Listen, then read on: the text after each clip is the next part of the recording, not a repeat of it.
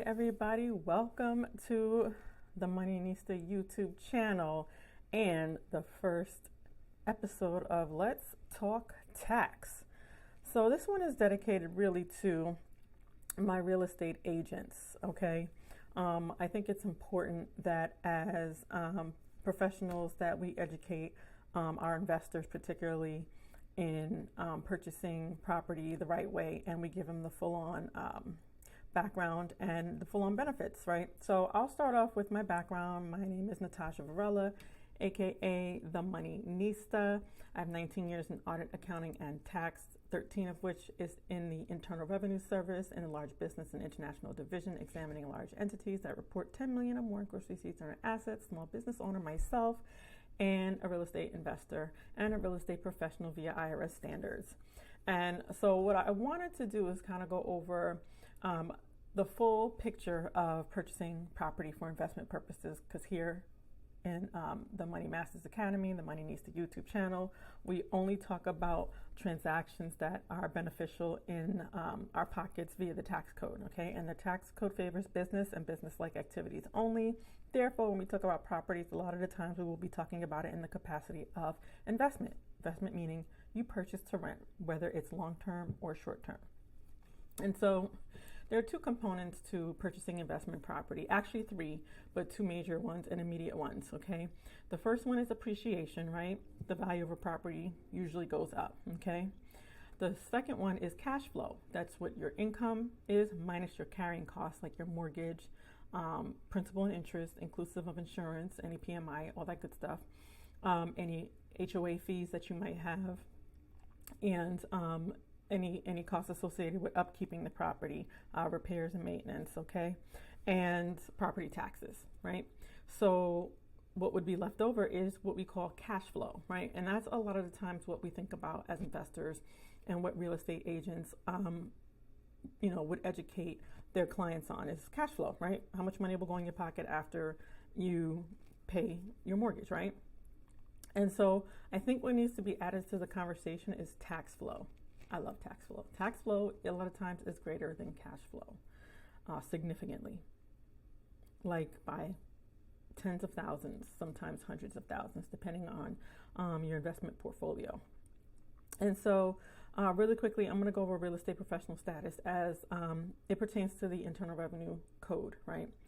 Real estate professional status does not mean you have to have your license in your state or jurisdiction to sell property, okay, to be an agent. It means that you meet requirements, usually by hours and involvement, right? Material and active participation, okay? I'll say it again, material and active participation. Being materially involved means you spend over 750 hours a year actively involved in real estate activities. That could be purchasing, rehabbing, leasing, any of that good stuff. Even if you're a landlord and you maintain your property, mowing the lawn, shoveling snow, icing, for those of us who are in the Northeast, it could be your gutter cleaning. Even if you hire a contractor, maybe you're in charge of overseeing it, you hire a contractor to do renovations or repairs, you oversee it. Those hours count. So over 750 hours, that means 751 plus, okay? That's about 62 and a half hours a month. That's about 2 days a week. And that's not hard to do. And also, you're analyzing the deals, right? So all of this is encompassed in your material participation, which can result in real estate professional status. And I'm going to talk about why real estate professional status is important really quickly. Now, the second component is active participation. So real estate professional status encompasses material participation and active participation, okay? And we just talked about material participation briefly. And let's talk about active participation. Active participation means all decisions with the property lie with you, okay? From the rooter to the tutor. You're in charge of approving tenants, right? You're in charge of evictions, things of that nature. You're basically the owner. And you own more than 10% of the property, right? Which is most of us. And so a lot of us are material and active participants, right? And we meet material and active participation rules, but there's one that's kind of tricky, which is you have to spend over 50% of your work-related activities involved in real estate. So to my investors, this might be you if you have a full-time W-2 job there is a way around that, and that's why I'm here to educate my real estate agents on educating their clients, okay? And so when you are looking at properties, particularly when you are divested in commercial properties or multifamilies for your clients, because we have agents that specialize in investment properties, right? Not just primary residences. So we don't talk about primary residences here. There is no benefit in the tax code. Sorry, guys. And so when you are, specializing in commercial and multifamily residential properties, you're talking about a huge tax benefit. And so for my real estate investors, there are things you kind of want to lay out, because cash flow isn't the only component. Actually, it's a minor component. Appreciation and cash flow are minor in comparison to tax flow. So what I have up here is my planning file. Okay, I use TurboTax. We use TurboTax in the Money Masters Academy Tax Strategies Mastermind. We keep our files current, so we always know what our tax liability is in real time. The great thing about using software is you get the visuals with the input, right? It's a great way to learn the tax code, and you don't need to know the whole tax code. You just need to know the parts that apply to you, right? And it's a great way to actually input your own situation, okay?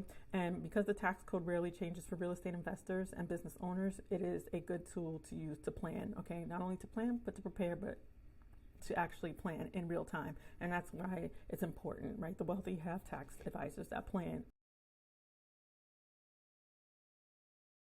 I don't have my personal information up. And there's my federal tax liability. In other words, I don't have a liability, right? We're not in the red, we're in the white, $15,000. And so it's important to know this for me, because tax liability, what room I have, right? And I have a lot of room right now.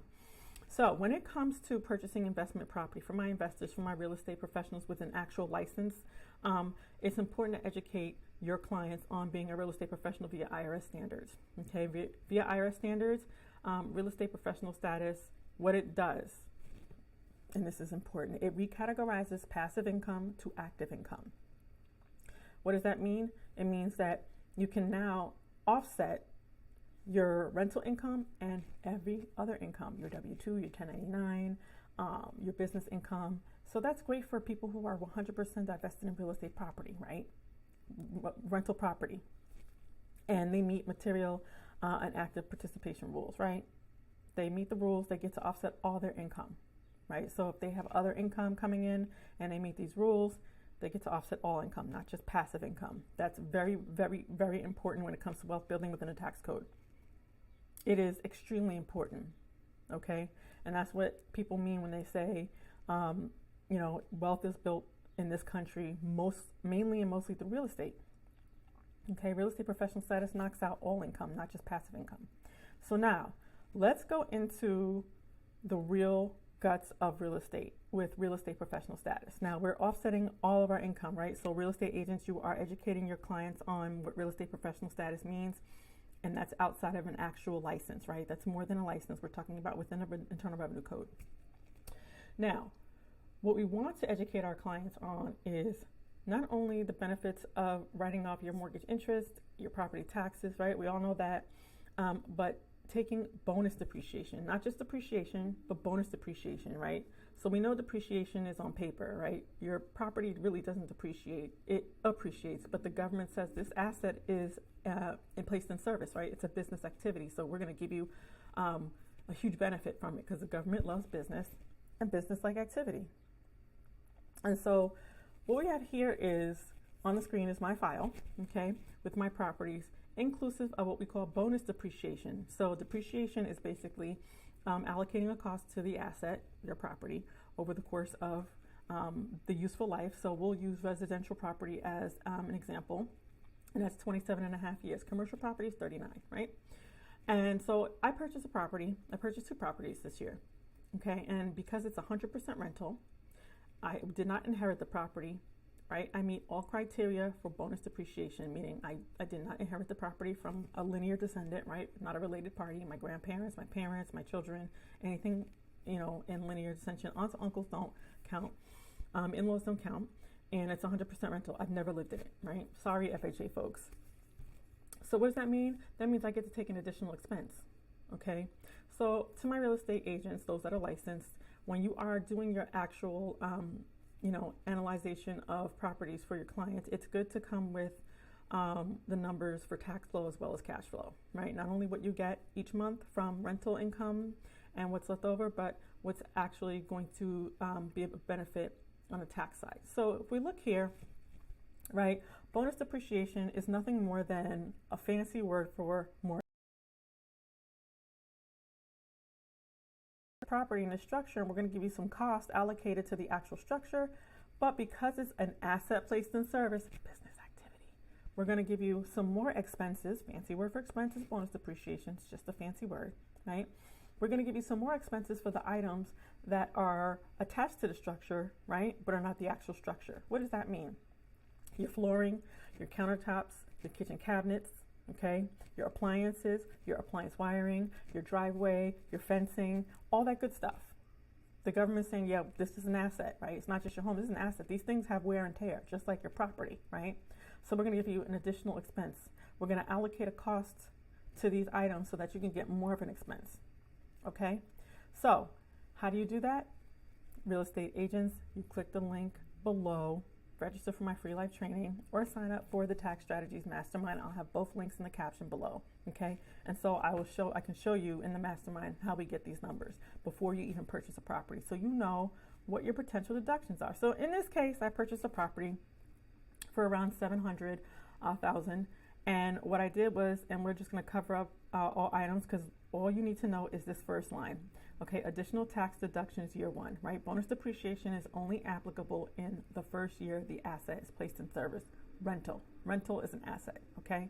In the United States Internal Revenue Code, a rental is an asset. Okay, it's an asset placed in service.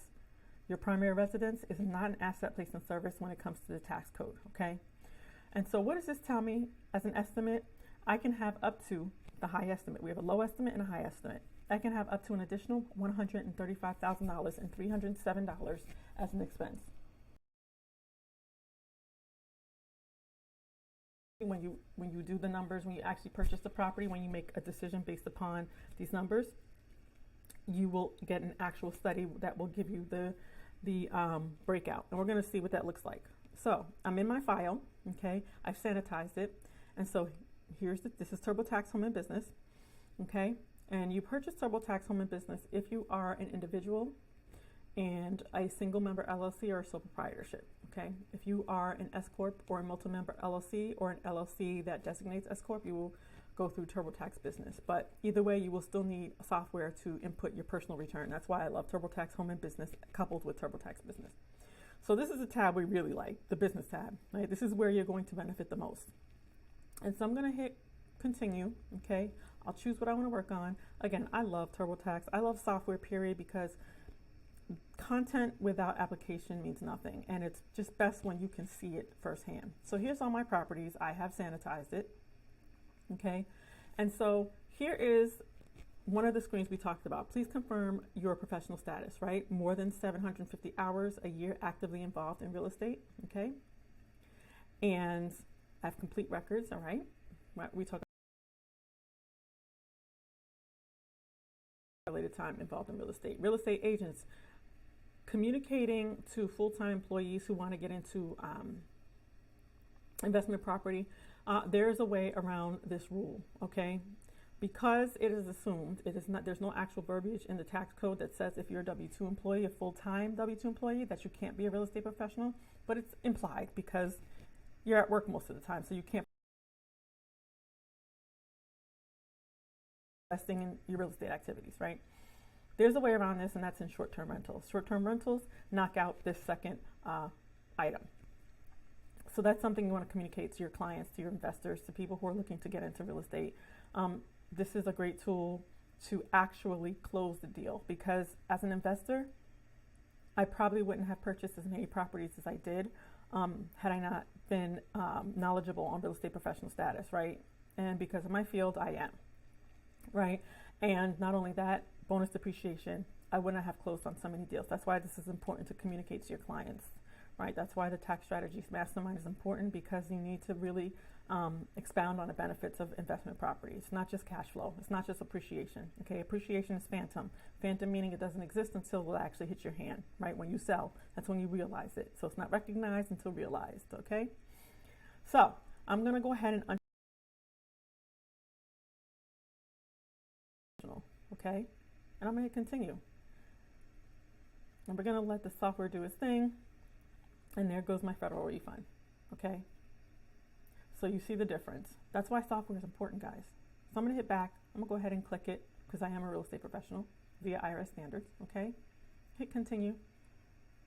All right, so if you notice here, I did a cost segregation estimate tax benefit, right, for bonus depreciation. Again, fancy word for some more expenses for appliances, flooring, appliance wiring, kitchen cabinets, countertops, driveways, walks, right? And we're only concerned, here I labeled it property E. We're only concerned with this item because this is what I will get the first year it's placed in service, which it is placed in service, right? And so I like to take a good middle number, right? I don't take 104, I don't take 135 in this example. I just take a middle number. I say 120, right? Just an example. And real estate agents, you can do the same. You can actually present, a benefit estimate to your clients when they're looking at complete 100% investment properties. Remember, bonus depreciation does not apply to properties that you intend on living in, okay, and that you live in. So here I'm going to hit edit into property E because that is where I got my benefit estimate. Okay, I plugged in my rental income from the date of purchase to the end of the year. I've guesstimated, right? I plan, right? And if that changes, I just go in and I change it, right? I love software. You can change it. It's not set in stone, right? It's my planning file. I plugged in all my expenses, right? My mortgage interest, my property taxes, any repairs, any commissions, anything associated, right? And automatically it will calculate my depreciation, right? The software. So let's go ahead into the assets and depreciation, okay? Hit update. And we're going to go to my asset summary because I've already input it. So here, that $12,271 is my automatic depreciation for the year, right? The software will calculate it automatically based upon the date that you purchase and put the property in service. So I have here June 1st, okay? That is the date it was purchased and placed in service. It's ready to go, ready for rent, listed, okay? And so here's how bonus depreciation comes in. So remember, I got my cost segregation estimate of tax benefit, right? And we got the low estimate here, 104, 082. We have the high estimate, 135, 307. So I chose a number in between, 120, okay? And I went and plugged in my additional depreciation. Again, fancy word for more expenses, okay? I didn't pay $60,000 for countertops and kitchenwares and things of that nature. It's something that's allocated because the government favors business and business-like activities, okay? Now, I plugged it in as my estimate, right? We have 5-year and 15-year depreciable assets, right? The only two categories for bonus depreciation.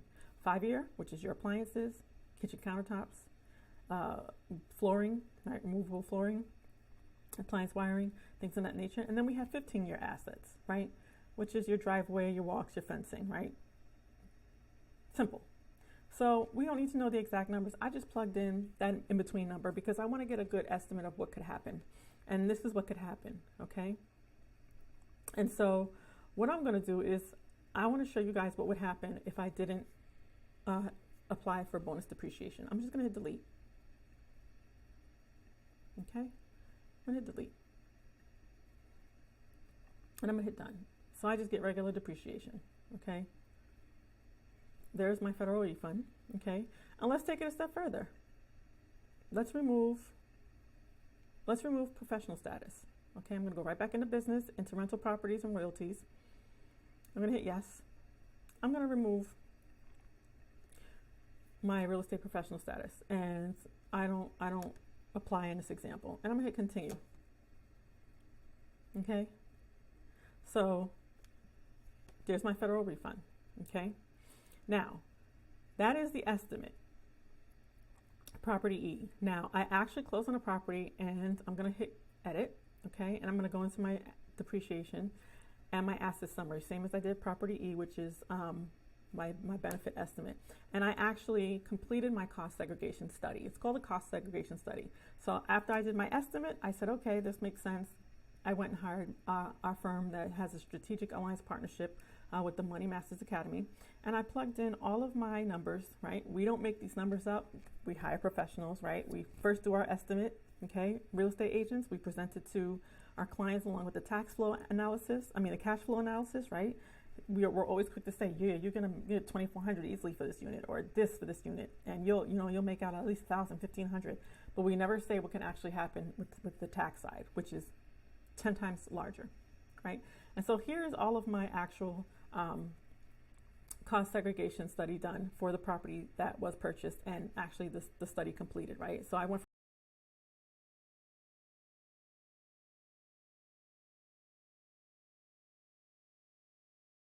for bonus depreciation. Okay, I'm just going to get rid of all this stuff because I want you guys to see what happens. Okay, we're going to delete all of this.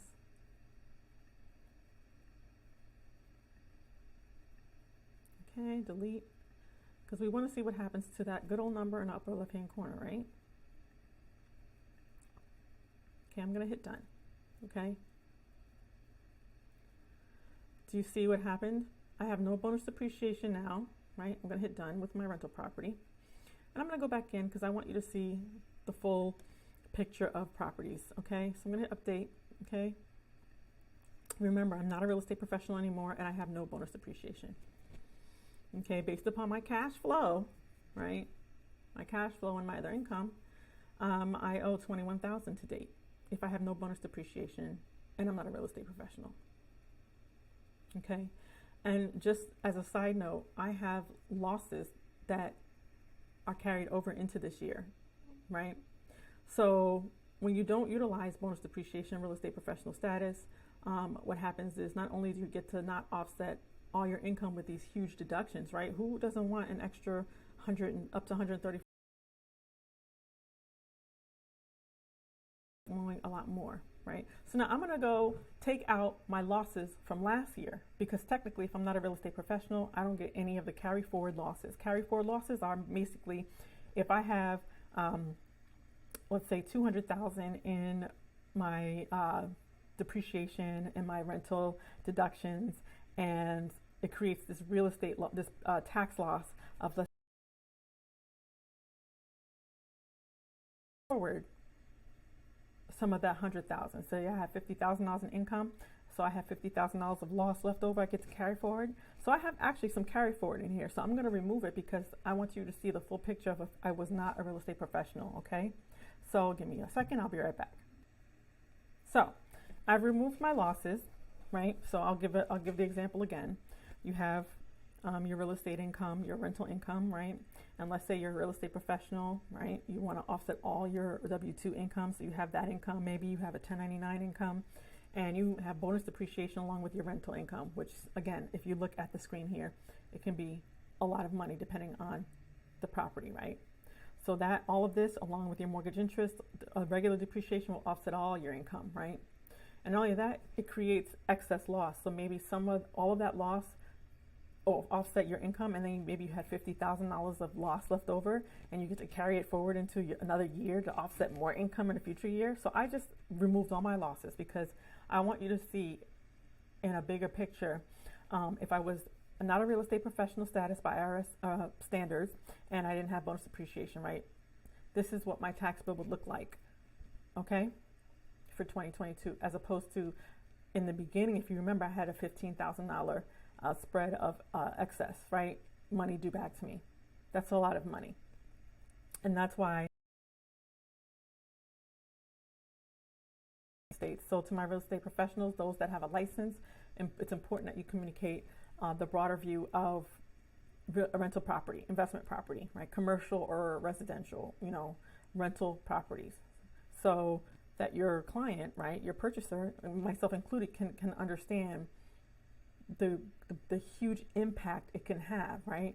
That is the only reason why I purchased so many properties. That's what closed the deal, right? When I looked at a property, I didn't say, oh my God, rent.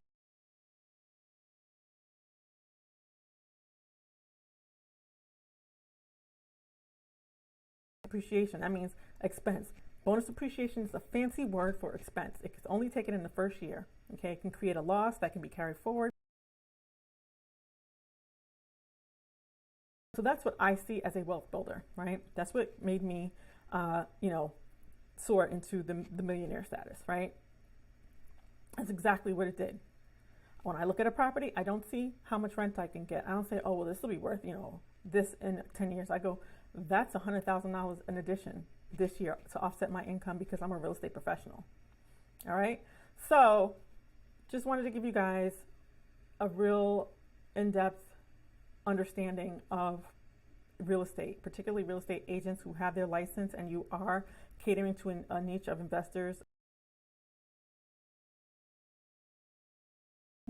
You need to communicate so that they understand the impact that can have if they meet real estate professional status and they take advantage of bonus depreciation, meaning they can't live in the property and they can't inherit the property, okay, ever. So if you want to learn more, you want to join my free live webinar, go ahead and hit the link in the caption.